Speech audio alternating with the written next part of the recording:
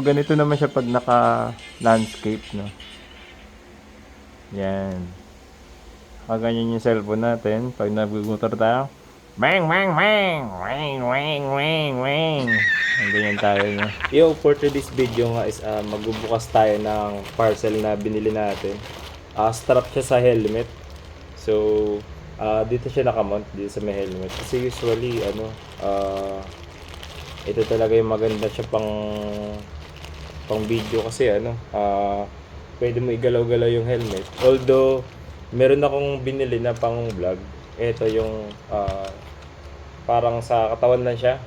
Nakaganyan lang yung cellphone. So hindi ko siya ma-rotate or kapag may view kailangan ko pa siya hawakan. So bumili na ako na ito para magkaroon tayo dito sa helmet natin para lagyan natin. Buksan na natin, guys. So, ito pala guys, is binili ko siya ng in-order ko siya kahapon bago ko pumunta ng NAIA. Yan. So, ito. So, natin. So, ito yung sinasabi ko sa inyo na ini-strap sa may helmet. And then, may kasama na siyang lock.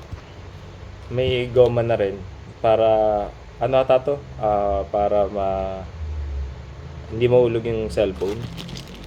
And then eto, assemble ko na rin siya para makita nyo. So yan, assemble natin ngayon. Madali lang naman siya guys, kasi tutornilyo mo lang naman siya, ipitin mo na siya. And then ito yung luwag at saka sikip.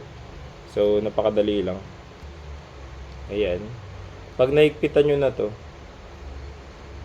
i-mount nyo lang dito. Ayan. Dito. Ayan o. Wait lang. Medyo matigas. Yan. So, yan. Tapos ilalagay nyo lang to para malak natin. Yan.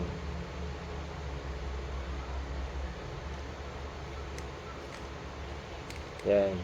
So ito, pwede nyo naman siya ikot, depende sa inyo. Tapos higpitan nyo lang siya dito guys. Ito, yan. Higpitan nyo lang siya dyan. And then ito yung parang luwag ng kapag ilalagay mo na yung yung cellphone. Wait lang. Ang bala ko kasi naka landscape na yung video ko, so igaganito ko na siya siguro. Yan.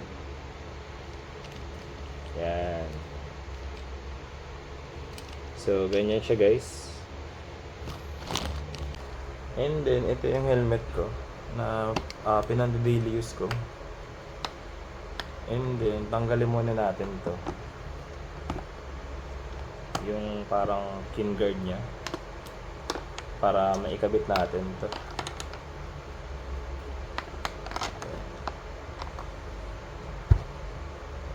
Ini-strap lang naman to guys.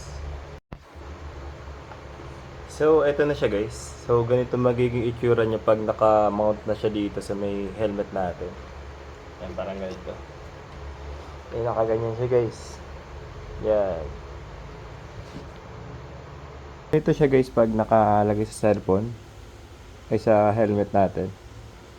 So, tinayo ko lang muna siya, pero next time kapag magbablog na ako is ipapa-landscape ko na siya, no? Para landscape na lahat ng video natin. So yun lang guys. Thank you. God bless everyone.